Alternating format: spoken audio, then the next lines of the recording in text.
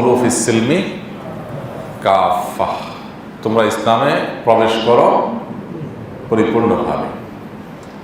আধা আধি ইসলামে প্রবেশ করবার কোনো সুযোগ আসলে নাই, এবং সেটি আল্লাহ সুবহানাহু ওয়া তাআলার কাছে গ্রহণযোগ্যও হবে না। এজন্য ইসলামে দাখিল হতে হবে পূর্ণাঙ্গভাবে। আর পরিপূর্ণভাবে ইসলামে দাখিল হওয়ার, ইসলামে প্রবেশ হওয়ার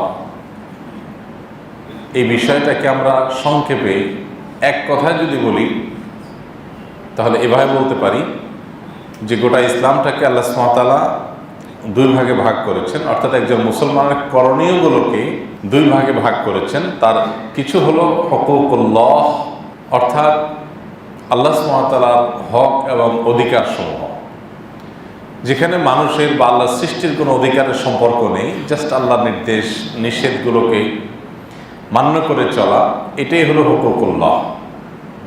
যেমন 5 ওয়াক্ত নামাজ, এটা আল্লাহর হক, এখানে কোনো মানুষের অধিকারের সংশ্লিষ্টতা নাই। আমি নামাজ না পড়লে কোনো মানুষের ক্ষতি করলাম না। ঠিক একইভাবে রোজা, রমজান মাসের সিয়াম, এটা কি আল্লাহর হক না বান্দার হক? আল্লাহর হক। কারণ আমি রমজান মাসের রোজা যদি না রাখি, তাতে কারোর কোনো অধিকার নষ্ট হলো না, কিন্তু আল্লাহর নির্দেশ লঙ্ঘন হলো, আল্লাহর হক নষ্ট হলো। আল্লাহর হক আমাদের কাছে কি, সেটা নিয়ে অনেক দীর্ঘ আলোচনা আছে।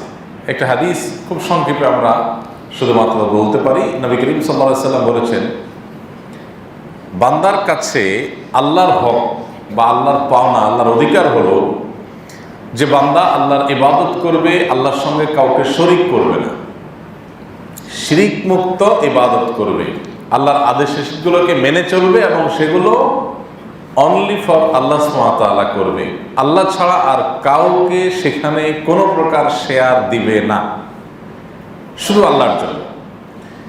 এইভাবে যদি সে ইবাদত করে, তাহলে সে আল্লাহর হকটা আদায় করলো। আর যদি আল্লাহর হক সেইভাবে আদায় করতে পারে, তখন বান্দার হক হয়ে যায় আল্লাহর কাছে, অর্থাৎ বান্দার অধিকার হয়ে যায়, পাওনা হয়ে যায় আল্লাহর কাছে, যে আল্লাহ তাআলা তাকে জাহান্নামে কোনো প্রকার আযাব দেওয়া ছাড়া সরাসরি জান্নাতে প্রবেশ করাবে। তো এই আল্লাহর হক এবং বান্দার হক, এই দুটি বিষয়ের মধ্যে সমন্বয় করতে আমরা অনেকে ত্রুটি করে ফেলি, আর এই জন্যে আমরা খাঁটি মুসলমান বা পূর্ণাঙ্গ মুসলমান হতে পারি না। আমাদেরকে সবসময় লক্ষ্য রাখতে হবে যে আমাকে একাধারে আল্লাহর হকও আদায় করতে হবে, বান্দার হকও আদায় করতে হবে। আমাদের সমাজে কিছু মানুষ আছে যারা বান্দার হকের ব্যাপারে সচেতন, কিন্তু আল্লাহর হকের ব্যাপারে সচেতন না। তারা কারা? তারা হলেন অনেক নাস্তিক আছেন, অনেক নামধারী মুসলমান আছেন, যারা মাশাআল্লাহ সত্যি মানবাধিকারের ব্যাপারে সচেতন। একজন শ্রমিকের অধিকারের ব্যাপারে তিনি সচেতন, নারীর অধিকারের ব্যাপারে তিনি সচেতন, নিজের স্ত্রীর অধিকারের ব্যাপারে সচেতন, প্রতিবেশীর অধিকারের ব্যাপারে সচেতন, এরকম অন্যান্যদের অধিকারের ব্যাপারে উনি খুব সচেতন। এক কথা আমাদের সমাজ যেটাকে সৎ বা ভালো মানুষ বলে, কিন্তু তিনি তার আল্লাহর অধিকার, তার সৃষ্টিকর্তার অধিকারের ব্যাপারে সচেতন না।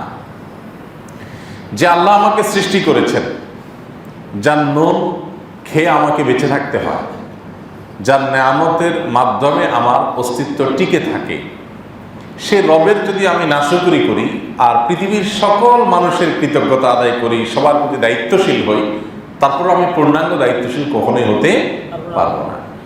ব্যাপারটা এরকম হয়ে গেল যে আপনি আপনার বাবাকে মানেন না, আপনার বাবার প্রতি কোনো আপনার কৃতজ্ঞতা বোধ নাই, তার প্রতি আপনার কোনো সিম্প্যাথি, মায়া, শ্রদ্ধা, ভালোবাসা কিছুই নেই, কিন্তু আপনি ভাই বোন, ভাতিজা ভাতিজি, বোন ভাগিনা ভাগিনী সবার প্রতি খুব কেয়ারিং, বাট আপনার মা বাবার পরে আপনি একেবারেই ড্যাম কেয়ারিং।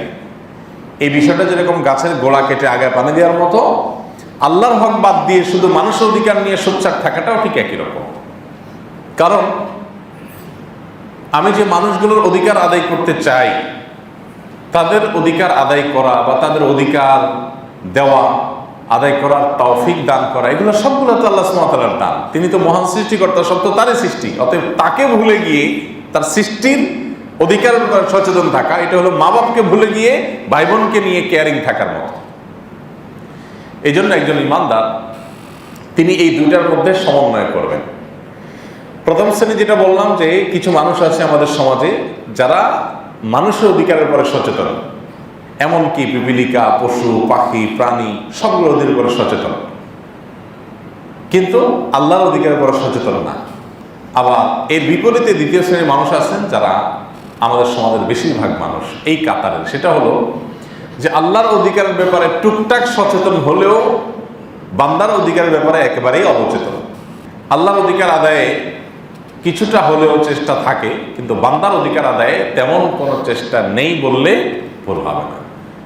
আমরা 99.9% মুসলমান বললেও ভুল হবে না যে এই কাতারের সামিল, যে আমরা নামাজের ব্যাপারে যত সিরিয়াস, আমি আরেকটা মানুষের পেছনে যে সমালোচনা করছি, কথা বলছি, এতে তার অধিকার খর্ব হচ্ছে কিনা, ক্ষুণ্ণ হচ্ছে কিনা, এই ব্যাপারটাতে ততটা আমরা সিরিয়াস না। দেখুন, গোটা কোরআন যদি আপনি খোলেন আপনি অবাক হয়ে যাবেন। আল্লাহ সুবহানাহু ওয়া তাআলা কোরআনে তার অধিকারগুলোর ব্যাপারে এত খুলে খুলে বলেন নাই। তাওহীদের ব্যাপারটা বলেছেন, সেটা ভিন্ন।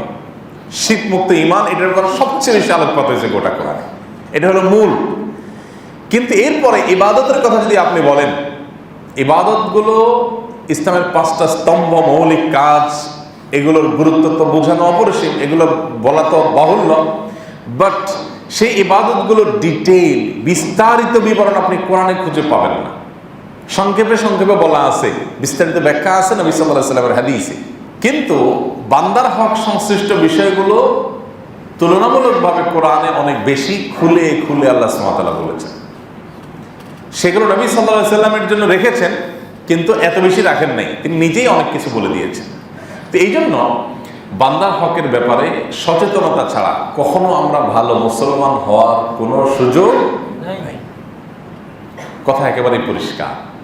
আল্লাহ সুবহানাহু ওয়া তাআলা দেখবেন না আপনি নামাজ কত বেশি নিয়ে আসছেন, হ্যাঁ 5 ওয়াক্ত নামাজ এটা তো মৌলিক, পড়তেই হবে ম্যান্ডেটরি, এটা দেখবেন। এরপর আপনি নফল নামাজ যদি নাও পড়েন আল্লাহর কাছে জবাব দিতে নাই, কিন্তু আল্লাহ দেখবেন আপনি আপনার প্রতিবেশীকে কষ্ট দিয়েছেন কিনা। আল্লাহ দেখবেন আপনার মা বাবার প্রতি যে দায়িত্ব সেটা আদায় করতে আপনি কোনো ত্রুটি করেছেন কিনা। আল্লাহ দেখবেন আপনার ভাই বোনের সাথে আপনার সম্পর্কটা কেমন ছিল। আল্লাহ সুবহানাহু ওয়া তাআলা দেখবেন আপনি যে সমাজে বসবাস করেন সেই সমাজে নানান বিষয় নিয়ে, আঞ্চলিক রাজনীতি, দেশীয় রাজনীতি, জাতীয় রাজনীতি, কিংবা ধর্মের নামে, কিংবা নানা নামে আপনি গ্রুপ করে করে, বলয় করে করে এই গ্রুপিং এর পেছনে পড়তে গিয়ে আপনি কার কার সমালোচনা কি পরিমাণ করেছেন, কার কার চরিত্র হনন করেছেন, কার কার অধিকার নষ্ট করেছেন, কোন মুরব্বী আপনার বয়সে বড় তাকে অসম্মান করেছেন, কে বয়সে ছোট তাকে আপনি স্নেহ না করে, অনাদর করে তাকে আপনি যাতা আচরণ করেছেন, আপনি কি কি কাজ করেছেন, এগুলো হলো আপনার আমলনামার অন্যতম গুরুত্বপূর্ণ বিষয়। একটা হাদিস আমরা এর আগে আপনাদেরকে বারবার শুনিয়েছি। প্রিয় নবী সাল্লাল্লাহু আলাইহি ওয়াসাল্লামের এই হাদিসটি আমাদের প্রত্যেকের প্রতি মুহূর্তে মাথায় থাকা উচিত। আদ-দাওয়াবিন ইনদাল্লাহি সালাসা, কিয়ামতের ময়দানে আল্লাহ সুবহানাহু ওয়া তাআলার কাছে 3 ধরনের মামলা উঠবে বান্দার সব মামলাগুলোকে এখানে ভাগ করা হয়েছে 3টা। দেওয়ানুল লা ইয়াগফিরুল্লাহু মিনহু শাইআ, এক ধরনের মামলা থাকবে যেগুলোর কোনো ক্ষমা হবে না, কোনো ক্ষমা হবে না, অর্থাৎ সেগুলোর শুনানিই হবে না, কারণ এটা ক্ষমার অযোগ্য। সেগুলার শুনানি যে হ্যাঁ তুমি কেন করছো, বান্দা বলবে আল্লাহ আমি না বুঝা করে ফেলছি, আমাকে এখন মাফ করে দেন, আচ্ছা ঠিক আছে যাও মাফ, এরকম কোনো অপশন নাই। সেগুলো শুনানিই হবে না, ওই মামলার কোনো শুনানি আল্লাহ তাআলা করবেন না, অর্থাৎ বিনা শুনানিতে সেগুলো ক্ষমার যোগ্য। সেগুলো কোনগুলো? আল্লাহর সঙ্গে শিরক সাব্যস্ত করা, শরীক করা। নানাভাবে আমরা আল্লাহর সাথে শরীক করি, নানাভাবে। আল্লাহ সুবহানাহু ওয়া তাআলার সাথে শরীকের বিষয় নিয়ে আলাদা একদিন আলোচনা হওয়া দরকার। শিরক কতভাবে হতে পারে, কত ক্যাটাগরির শিরক আছে, কত দিক থেকে আমরা শিরকের সাথে আষ্টে পৃষ্ঠে জড়িত। আপনি যদি মনে করেন আনুগত্য, দাসত্ব, গোলামি আল্লাহ ছাড়া আর কারোর জন্য করা যায়, অর্থাৎ আল্লাহকে যেভাবে আনুগত্য করা যায় এরকম অন্ধ আনুগত্য আরো কারো করা যায়, যা বলবেন তা করব, সেটা ধর্মের নামে হতে পারে, সেটা ইনকামের নামে হতে পারে, রাজনীতির নামে হতে পারে, যে কোনো নামে হতে পারে। অনেক মানুষ আছে দেখবেন পয়সার জন্য যা দরকার তা করবে, যমুকের কথা শুনলে পয়সা পাবো, তিনি যা বলবেন তা করবো, আমার দরকার পয়সা। আছে না এরকম অনেক লোক? যা বলবে তা করব, এই কথা একমাত্র প্রযোজ্য হবে এক সত্তার সাথে, তিনি হলেন আপনার সৃষ্টিকর্তা। আপনি যদি একই অবস্থান অন্য কাউকে দেন, তাহলে আপনি এক ধরনের শিরক করলেন। আমি কি বোঝাতে পেরেছি? ধর্মের নামেও হয় যে আপনি এমন কাউকে ভক্তি করলেন, ভালোবাসলেন, উনি যা বলবেন তা করবেন। উনি উল্টা বলুক, ভুল বলুক, কোরআনের সাথে মিল থাকুক, বেমিল থাকুক, হাদিসের সাথে সামঞ্জস্য থাকুক, অসামঞ্জস্য থাকুক, দেখা দেখি নেই। বাস আমার হুজুর বলছে বা আমি ওনাকে শ্রদ্ধা করি, ভক্তি করি, উনি বলছেন, বাস আমি মানবো, আমার কিছু বোঝার দরকার নেই। এই অন্ধ আনুগত্য ধর্মের নামে অনেক সময় ব্যক্তিকে আমরা দিই, অনেক সময় রাজনীতির নামে। সেটা ভিলেজ পলিটিক্স বলেন, বিভিন্ন এলাকায় নানান স্বার্থ সংশ্লিষ্ট পলিটিক্স আছে না নেই? হোক সেটা জাতীয় রাজনীতি, আন্তর্জাতিক রাজনীতি, ছোট ছোট মহল্লা ভিত্তিক রাজনীতি, নানান রকমের রাজনীতি। এই সমস্ত রাজনীতিগুলোতে দেখা যায় আমি একটা গ্রুপে আছি, অতএব গ্রুপের লিডার যা বলছেন, কি বলছেন দেখার দরকার নাই, অন্ধের মতো ভুল বললো সেটাকে আমি প্রলেপ দিয়ে সঠিক বানানোর চেষ্টা করব, ব্যাখ্যা দাঁড় করানোর চেষ্টা করব। এটা হলো রাজনীতির নামে অন্ধ আনুগত্য। মুসলমান একমাত্র আনুগত্য করবে, অ্যাবসলিউট আনুগত্য যেটা, সেটা একমাত্র নিবেদন করবে এক সত্তাকে। তিনি কে? আল্লাহ সুবহানাহু ওয়া তাআলা। ব্যাস, এছাড়া কারোর জন্য তার অ্যাবসলিউট আনুগত্য নেই। আর বাকি সবার জন্য আপনি বলেন, আমি বলি, উনি বলেন, তুমি বলেন, যেই হোক না কেন, ভালো কিছু হলে গ্রহণ করতে কোনো আপত্তি থাকবে না। ভুলভাল কিছু হলে আমার বাপও যদি বলে, আমার হুজুরও যদি বলে, আমার নেতাও যদি বলে, আমার গ্রুপের লোকও যদি বলে, আমার দলের লোকও যদি বলে, ভুলভাল কিছু, ত্রুটিপূর্ণ কিছু, অন্যায় কিছু, সেটা আমি গ্রহণ করব না। এর নাম হলো মুসলমান। তাহলে আনুগত্যের ক্ষেত্রে আমরা অনেক সময় শিরক করি, যে আল্লাহকে যে আনুগত্যটা দেওয়া উচিত ওই ক্যাটাগরির আনুগত্য অন্য কাউকে আমরা দিয়ে দিচ্ছি। আছে না নাই? এই শিরক আল্লাহ তাআলা কিন্তু মাফ করেন না। বিশেষ করে শিরকটা যখন শিরকে আকবর হয়। আল্লাহ সুবহানাহু ওয়া তাআলা অলৌকিক সকল ক্ষমতা, সকল জগতের অধিকারী, এটা নিয়ন্ত্রণ আল্লাহ ছাড়া কারোর কাছে নাই। এখন আপনার যদি বিশ্বাস হয় যে না, এটা অন্য কারোর কাছেও আছে, এটা শিরক। ইবাদত, গোলামি, দাসত্ব, এটা আল্লাহ সুবহানাহু ওয়া তাআলা। কিন্তু আমাদের সমাজে অনেক মানুষ দেখবেন আল্লাহ ছাড়া মানুষকে আমরা ইবাদত নিবেদন করি। বান্দারে কপাল শুধু আল্লাহর জন্য নামবে। এই জন্য আল্লাহ কোরআনে আমাদেরকে সূরা ফাতিহা শিখিয়ে দিয়েছেন, ইয়্যাকা না'বুদু ওয়া ইয়্যাকা নাস্তাঈন। আল্লাহ শুধু আপনারই ইবাদত করি, আপনারই ইবাদত করি, আর কাউকে না। ওয়া ইয়্যাকা নাস্তাঈন, এবং আপনার কাছেই শুধু সাহায্য চাই। এখানে সাহায্য বলতে অলৌকিক সাহায্য, যেটা লৌকিক সাহায্য তো আপনি আমার কাছে, আমি আপনার কাছে চাইবো, ভাই একটা কলম দেন, ভাই জিনিসটা আগায় দেন, এটা লৌকিক সাহায্য, এটা দেওয়ার ক্ষমতা আপনার আছে, আপনি দিলেন। অলৌকিক সাহায্য কি? যে আল্লাহ আমার অমুক কাজটা আপনি করায় দেন। দৃশ্যমান কিছু না, লৌকিক কিছু না, অলৌকিক পাওয়ার, এটা একমাত্র আল্লাহ সুবহানাহু ওয়া তাআলার কাছে, আর কারোর কাছে। এখন কেউ যদি মনে করে যে আমার পীর সাহেবের কাছে আছে, অমুক দরবারে আছে, অমুক ব্যক্তির কাছে আছে, শিরক হলো। আল্লাহই ঘোষণা দিয়েছেন যে তোমাকে বলতে হবে, স্বীকারোক্তি দিতে হবে, ইয়্যাকা না'বুদু ওয়া ইয়্যাকা, তোমারই ইবাদত করি, দাসত্ব একমাত্র তোমারই করি, এবং তোমার কাছেই সাহায্য চাই। দেখুন, তাওহীদের মধ্যে অন্যরকম একটা সম্মান লুকায়িত আছে, মর্যাদা লুকায়িত আছে। আমরা এর আগে বিভিন্ন সময় বলেছি আপনাদেরকে, শিরক আল্লাহর কাছে সবচেয়ে বড় অপরাধ কেন? সবচেয়ে বড় অপরাধ কেন? মানুষ হত্যা, জেনা, ব্যভিচারের মতো অপরাধ, সেগুলো জঘন্য মহা অপরাধ ইসলামে, এগুলোর জন্য জঘন্য শাস্তি আছে। কিন্তু শিরকের মতো অপরাধ কোনোটা নেই। কারণটা কি? বাহ্যিকভাবে কিন্তু একটু চিন্তা করলে মনে হয় একটা মানুষ শিরক করলো, কারো ক্ষতি তো করে নাই, কারো ক্ষতি তো করে নাই। খুন করছে, একটা মানুষ মেরে ফেলছে, ধর্ষণ করছে, একটা মানুষের অধিকার নষ্ট করেছে। অতএব সেগুলো জঘন্য অপরাধ বোঝা যায়, সাদা চোখে বোঝা যায়, খোলা চোখে বোঝা যায়। কিন্তু আল্লাহর সঙ্গে শিরক করলো, সে আল্লাহর সেজদা দিল, আবার কোনো মাজারে গিয়ে সেজদা দিল, আল্লাহর কাছে দোয়া করলো, আবার পীর বাবার কাছেও সন্তান চাইলো, ব্যবসার উন্নতি চাইলো, আল্লাহকে আনুগত্য করলো, আবার নানা নামে বিভিন্ন মানুষকে, দলকে, ইজমকে পর্যন্ত ওরকম আনুগত্য দিল যে আমি আপনার আনুগত্যের লাগাম, জিনজির আমার গলায় পরিয়ে এর মাথা আপনার হাতে দিলাম, আপনি যেদিকে টানবেন সেদিকে যাব। এই আনুগত্য সমাজে অনেক ক্ষেত্রে আছে না নাই? যে যে দল করে, যে যে গ্রুপ করে, সেটা ধর্মের নামে হোক, রাজনীতির নামে হোক, অন্য যে নামেই হোক না কেন, অন্ধ আনুগত্য। জিনজির পরে গোলামির রশিটা দিয়ে দিছে যার দল করে, যার গ্রুপ করে, যার মুরিদ হয়েছে, যার পেছনে আছে তার হাতে। এবার আপনি যেদিকে টান সেদিকে আসি, উল্টা পাল্টা বললো আমি এটাকে ধামাচাপা দেওয়ার চেষ্টা করব। এটা তো মুসলমানের চরিত্র না। মুসলমানের চরিত্র হলো যে অ্যাবসলিউট আনুগত্য সে আল্লাহর কাছে দিই। এখন কথা হলো আল্লাহর সঙ্গে শিরক করলো, না কাউকে সিজদা করলো, বড় শিরক করলো, তাহলে এটা সবচেয়ে বড় অপরাধ। কারণটা কি? এটাতে এমন কি সমস্যা হয়? ব্যক্তি শিরকে লিপ্ত হয়েছে, তিনি ক্ষতিগ্রস্ত হয়েছেন, মানুষের তো ক্ষতি করেননি। ভাইরা আমার, এটাকে সবচেয়ে বড় জঘন্য অপরাধ আল্লাহ সুবহানাহু ওয়া তাআলা বলেছেন, ক্ষমার অযোগ্য বলেছেন। অন্যতম একটি কারণ হলো আপনি গোটা পৃথিবীর সব মানুষকে হত্যা করতে পারবেন না। পারবেন? গোটা পৃথিবীর সব মানুষকে অপমান করতে আপনি পারবেন? পারবেন না।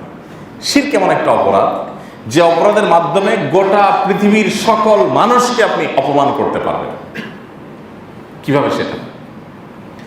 আপনি যখন শিরকে লিপ্ত হবেন, তার মানে হলো আপনি আপনার মহান সৃষ্টিকর্তাকে যে আনুগত্য দাসত্ব নিবেদন করার কথা, সেটা কোনো মূর্তিকে, কোনো ব্যক্তিকে, কোনো দলকে, কোনো গ্রুপকে, কোনো পিলারকে, কোনো প্রাণীকে, কোনো কিছুকে আপনি নিবেদন করলেন। এই নিবেদন করার মাধ্যমে মূলত আপনি গোটা মানব জাতিকে অপমান করলেন।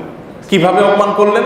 কারণ মানব জাতিকে আল্লাহ তাআলা বলেছেন ওয়ালাকাদ কাররামনা বানি আদম, আমি আদম সন্তানকে, মানব জাতিকে সম্মানিত করেছি, মর্যাদা দিয়েছি। এই জন্য সে জাত্তার গোলামি করবে না, সে শুধু গোলামি করবে কার?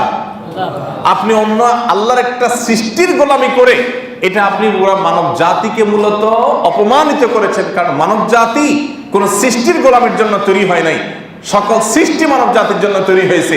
আর সে গোলামি করবে শুধু কার? আল্লাহ। কিছু লোক আছে না, যে ধরেন প্রধানমন্ত্রী, প্রেসিডেন্টের এমন কাছের কেউ, এমন গুরুত্বপূর্ণ চেয়ারে থাকা কোনো লোক, যিনি আসলে প্রধানমন্ত্রী ছাড়া কাউকে তার খুব বেশি গণার প্রয়োজন নেই। আছে না এরকম কিছু চেয়ার? সেই চেয়ারের লোক যদি অন্যদেরকে সেম আনুগত্যটা নিবেদন করে, তাহলে ওই চেয়ারটার জন্য, ওই চেয়ারে যত মানুষ বসে সবার জন্য সেটা অপমানের কিনা বলেন? এই কথাকে আমরা এর আগে আরেকটা এক্সাম্পল দিয়েছি। ধরুন একটা জনসমাবেশ চলছে, সেখানে দেশের, রাষ্ট্রের বা সরকারের প্রধান আসবেন, একবার দেশের সর্বোচ্চ পদে থাকা ব্যক্তি আসবেন, ওনার জন্য একটা চেয়ার রাখা আছে, একটা ফুলের তোড়া রাখা আছে স্টেজে, উনি আসবেন। পাশে যদি আরেকটা চেয়ার রাখা হয় এবং সেই চেয়ারটা ওই এলাকার একজন চৌকিদার, তিনিও মানুষ, তিনিও আল্লাহর বান্দা, তার জন্য রাখা হয়, এবং তার চেয়ারটা, এই চেয়ারটা দুইটাই সমান, তার ফুলের তোড়াটা এটা দুইটাই সমান, সমান হারে সম্মাননা প্রদর্শন যদি করা হয়, এতে রাষ্ট্র বা সরকারের সর্বোচ্চ পদে থাকা ব্যক্তিটা ওই স্টেজ থেকে অপমানিত হয়ে স্টেজ ত্যাগ করবেন কি করবেন না? যে আমার এই ক্ষমতার একেবারে সর্বনিম্ন স্তরে থাকা একটা মানুষকে আমার সমান মর্যাদা দেওয়া, আমার কাতারে নিয়ে আসা মানে আমাকে অপমান করে। শিরকের মাধ্যমে মানুষকে স্রষ্টার গোলামি করে মানবতাকে অপমান করা হয়, এটা মানবতার সাথে যায় না। আবার একই সঙ্গে আল্লাহ সুবহানাহু ওয়া তাআলার শানের সবচেয়ে বড় বেয়াদবি হয় যে আল্লাহ সুবহানাহু ওয়া তাআলার স্রষ্টার সৃষ্টিকে আল্লাহর স্থান সমপর্যায়ে নিয়ে যাওয়া হয়। কথা কি বোঝাতে পারছি? কেন জিনিসটা জঘন্য? আপনি যদি অন্য কোনো আল্লাহর একটা নির্দেশকে লঙ্ঘন করেন, তাহলে এত বড় অপরাধ হবে না যত বড় অপরাধ হবে আল্লাহকে যদি, আল্লাহর সৃষ্টিকে যদি আল্লাহর পর্যায়ে আপনি নিয়ে বসান, তত বড় অপমান হবে। কারণ আল্লাহর সৃষ্টির সাথে স্রষ্টার কোনো তুলনাই চলে না।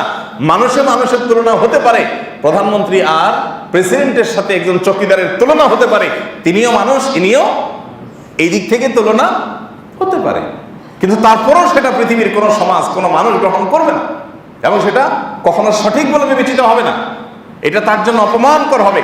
তাহলে আল্লাহ মহান সৃষ্টিকর্তার সাথে তার সৃষ্টিকে যদি আপনি শিরক করেন, সেটা কত বড় অপমানজনক হতে পারে। এই জন্য শিরকের এই অপরাধটা আল্লাহ তাআলার কাছে এত জঘন্য। শিরক নিয়ে আলোচনা আমাদের সমাজে খুব বেশি হয় না, প্রচুর আলোচনা হওয়া দরকার। কোরআনের সবচেয়ে বেশি আলোচনীয় ইস্যুর নাম হলো শিরক।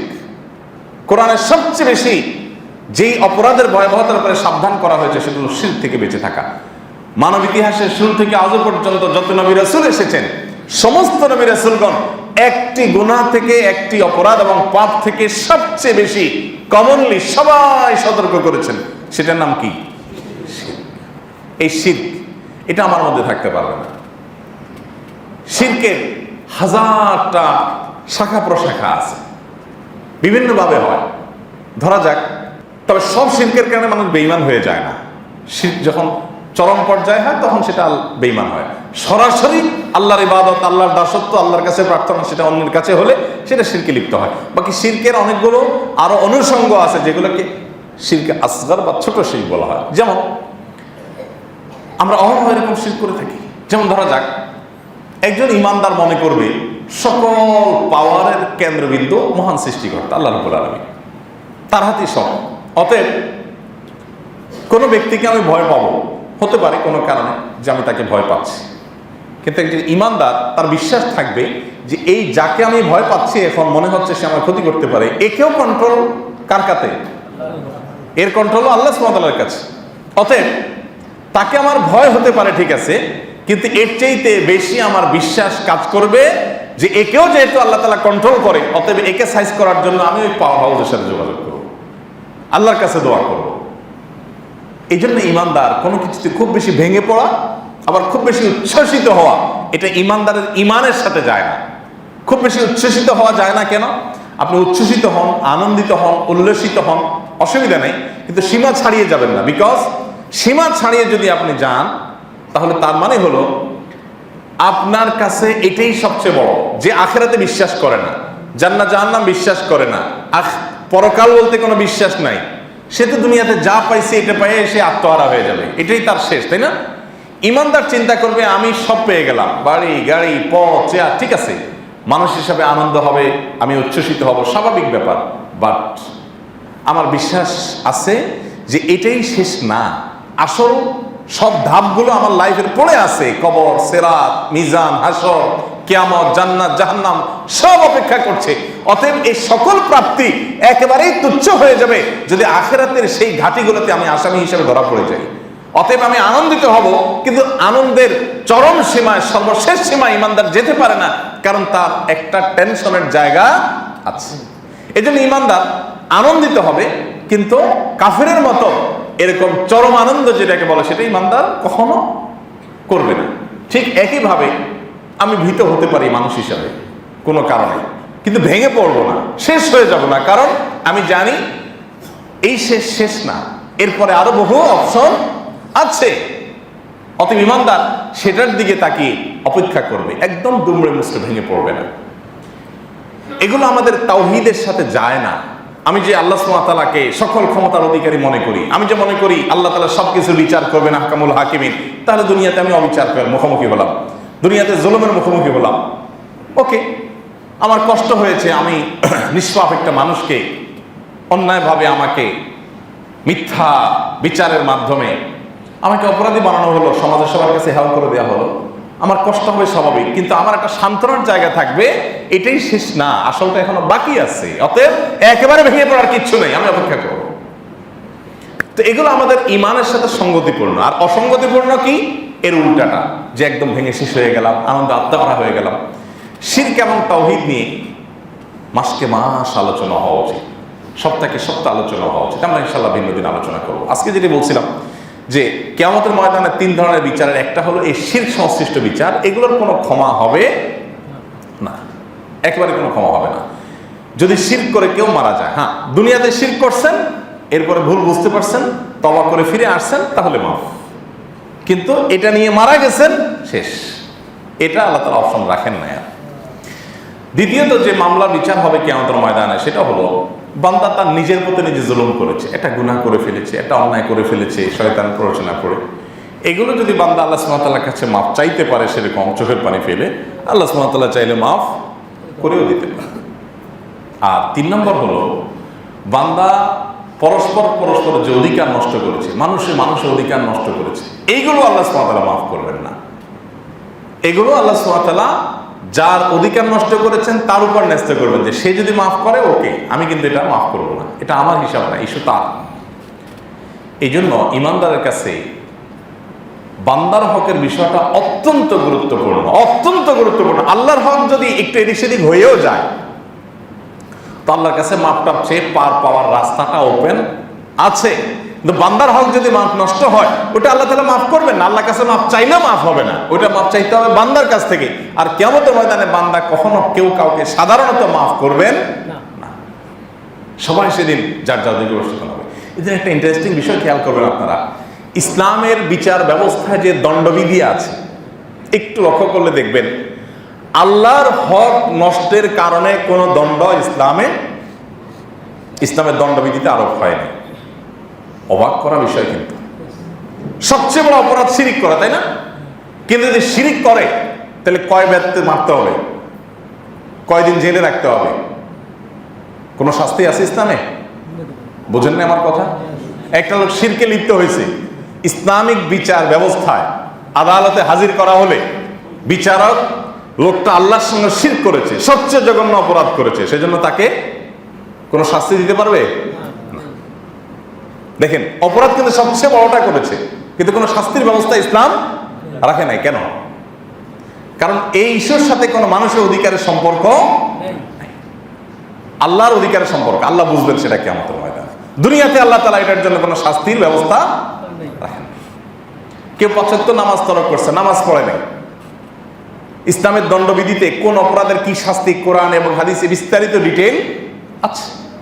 চরম শাস্তি, মৃত্যুদণ্ড থেকে নিয়ে বেত্রাঘাত পর্যন্ত বিভিন্ন রকমের শাস্তি ইসলাম নির্দিষ্ট করে দিয়েছে, এটাকে হুদুদ বলা হয়। আপনি অবাক হবেন, কেউ যদি ৫ ওয়াক্ত নামাজ না পড়ে বা ২-৪ ওয়াক্ত নামাজ ইচ্ছাকৃত না পড়ে, ইসলামের দণ্ডবিধিতে এই কথা বলা নাই যে তাকে ইসলামিক বিচারে আদালতে হাজির করে জজ সাহেব কোরআন হাদিসে এমন কোন শাস্তি বলেন না আল্লাহ তাআলা যে তাকে আল্লাহর কোরআনের অমুক আয়াত অনুযায়ী এত বেত মারতে হবে, এরকম কোনো কথা।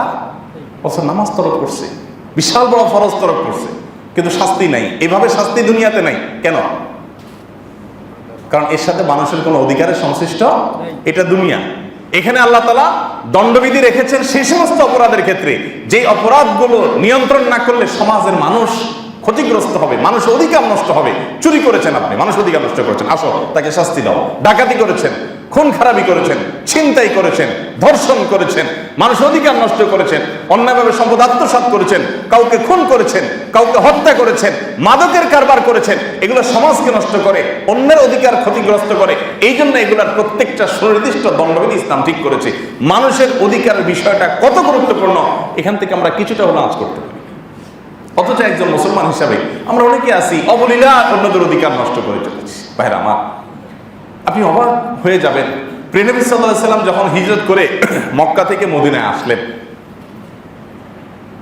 রাহিকুল মাখতুমে আল্লামা সফিউল আহমদ বকর রহমাতুল্লাহ আলাইহি একটা চ্যাপ্টারে অনেকগুলো হাদিস সংকলন করেছেন। আমার এত ভালো লেগেছে, সেগুলো আমি নোট করে রেখেছি আলাদা করে। সে হাদিসগুলো এনে উনি একটা জিনিস প্রমাণ করতে চাইছেন যে প্রিয় নবী সাল্লাল্লাহু আলাইহি ওয়াসাল্লাম মক্কা থেকে মদিনায় আসার পর যখন একটা ইসলামী সমাজ পেলেন, তখন প্রথম কাজ কি ছিল তার?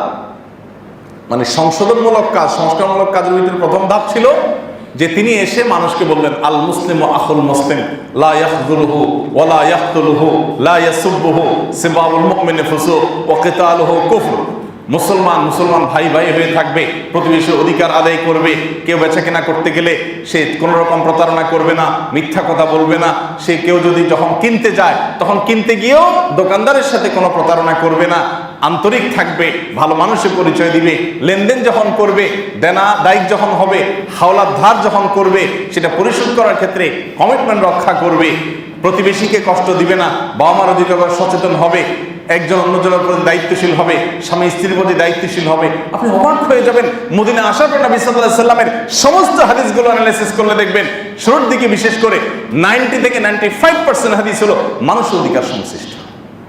সবার অধিকার আদায় করে আপনি একজন ভালো মানুষ হতে পারবেন। আমাদের এখন দাড়ি লম্বা আছে, জুব্বাও লম্বা আছে, টুপিও মাশাআল্লাহ ঠিক আছে, দরকার উপরে পাগড়ি টুপিও আছে, সবই আছে, নামাজও পড়ি, মাগার আইল ঠেলা, রাস্তার 1 বিঘত জায়গা দখল করে ফেলা, গাড়িটা নামার জন্য 1 বিঘত জায়গা নিয়ে এলাম, কে বলবে আমার কিছু, আমি এলাকার প্রভাবশালী মানুষ, আর বললে ম্যানেজ করে ফেলবো। এগুলো আমাদের মধ্যে আছে না নাই? ভাইরা আমার, ইমানদারের টাকার খুব প্রয়োজন, কিন্তু হালাল টাকা, হারাম টাকা 1 পয়সারও প্রয়োজন। অন্যের অধিকারের ব্যাপারে আমরা সচেতন না হলে আমরা কখনো পরিপূর্ণভাবে মুসলমান হতে পারবো না, কখনো না। এই জন্য ইসলামটা যতটা না ইবাদত সর্বস্ব, খুব ভালো করে শুনে রাখেন, ইসলামটা যতটা না ইবাদত সর্বস্ব তার চাইতে বহুগুণ বেশি অধিকার সর্বস্ব। মানুষের অধিকারের ব্যাপারে আপনাকে অনেক বেশি সতর্ক থাকতে হবে। ইবাদত খুব বেশি না, কিন্তু আপনি দিনে 5 ওয়াক্ত নামাজ পড়লেন, দৃশ্যমান ইবাদতের বাইরে আর কি আছে বলেন? কিন্তু আপনাকে বাজারে যাচ্ছেন, মানুষের অধিকার, কাস্টমার, ক্লায়েন্ট, দোকানদার, সরকার, দেশের মানুষ, রাস্তার পথচারী, তারও অধিকার আছে, আছে না নেই? আপনি রাস্তাটা ফেলে দিলেন, কারোর কষ্ট দিলেন, অধিকার নষ্ট হবে না? বাসায় গেছেন, স্ত্রীর অধিকার, সন্তানের অধিকার, মা বাবার অধিকার। আপনি কোথায় যাচ্ছেন? প্রতি মুহূর্তে মুহূর্তে আল্লাহর নির্দেশ এসে হাজির, মাগার নামাজ শুধু 5 ওয়াক্ত। তাহলে ইসলামটা যতটা না ইবাদত সর্বস্ব তার চেয়ে অনেক বেশি হলো মানুষের অধিকার সর্বস্ব। আপনি পশু পাখির প্রতি অধিকার আদায় করতে সচেতন হতে হবে, দায়িত্বশীল হতে হবে। আপনি এই যে গাছ পর্যন্ত আপনি মনে চাইলে আর একটা গাছ নিধন করে ফেললেন, ফুর্তি করতে করতে একটা গাছ উঠে ফেললেন, এত সহজ না, জায়েজ না ইসলামে। প্রয়োজন হলে আপনি কাটতে পারেন, সেটাকে জ্বালানি বানাতে পারেন, সেখান থেকে কাঠ সংগ্রহ করতে পারেন, কিন্তু প্রয়োজন ছাড়া বা যৌক্তিক কারণ ছাড়া যা ইচ্ছা তা করবেন, এই সুযোগ নাই। আপনি একটা প্রাণীকে ফুর্তি করতে করতে হত্যা করে ফেললেন, মজা করতে করতে তাকে কষ্ট দিয়ে দিয়ে হত্যা করলেন, না, এই সুযোগ রাখে না ইসলাম। তবে ভাইরা আমার, ভালো মানুষ হওয়া ছাড়া, দায়িত্বশীল মানুষ হওয়া ছাড়া, মানুষ তো মানুষ, আল্লাহ সকল সৃষ্টির প্রতি দায়িত্ব সচেতন, কর্তব্য সচেতন হওয়া ছাড়া পূর্ণাঙ্গ মুসলমান হওয়ার কোনো স্কোপ নেই। আল্লাহ তাআলা আমাদেরকে খাঁটি মুসলমান হওয়ার তৌফিক দান করুন। যত নামাজি মুসলমান দেশে আছে, আল্লাহর কসম, শতবার শপথ করে আমি বলতে পারি, যত নামাজি মুসলমানের দেশে আছে, এত লেনদেনের সৎ মুসলমানের দেশে নাই। যত রোজাদার মুসলমানের দেশে আছে, তত অন্যের অধিকারের ব্যাপারে সচেতন, যে আমার দ্বারা আমার বোনের কোনো অধিকার নষ্ট হচ্ছে কিনা, সে করে করুক, আমার দ্বারা যেন কোনো কষ্ট, কোনো ক্ষতি, অন্যায়, অবিচার যেন না হয়। এরকম মানুষের, সব মানুষের অধিকার। একটা ঝগড়া হলো, বিতর্ক হলো, আল্লাহ বলেছেন কোরআনে, ওলা ইয়াজরিমান্নাকুম শানাআনু কওমিন আল্লাহ তা'দিলু ই'দিলু হুয়া আকরাবু লিত-তাকওয়া।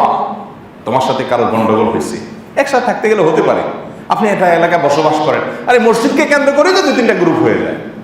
আপনি ভাড়াটিয়া, আপনি বাড়িওয়ালা, আপনি জমি মালিক, আপনি ফ্ল্যাট মালিক, আপনি একটা দল করেন, উনি আরেকটা দল করে, নানান বিষয় নিয়ে আমাদের মধ্যে নানান মত পার্থক্য থাকতে পারে, এটাই বাস্তবতা।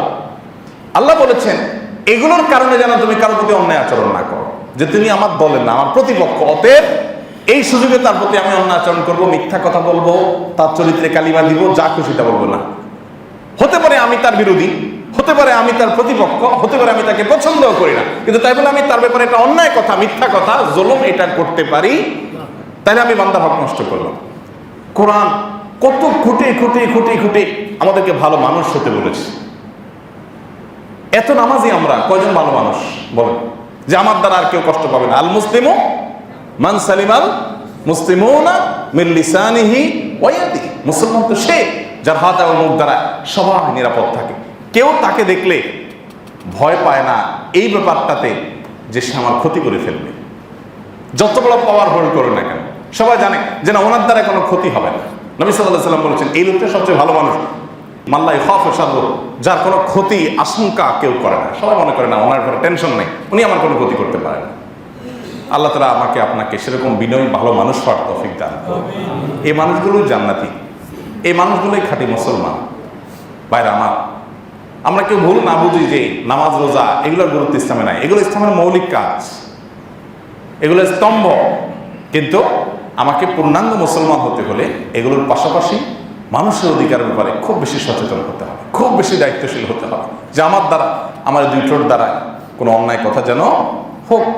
একটা লোক হতে পারে আপনি সুন্নত পালন করেন, উনি বিদআত করেন, হতে পারে, তাই বলে তার প্রতি অন্যায় করা যাবে? কোনো ক্ষেত্রেই না। আল্লাহ তাআলা আমাদের সবাইকে সেরকম দায়িত্ববান মানুষ হওয়ার তৌফিক দান করুন।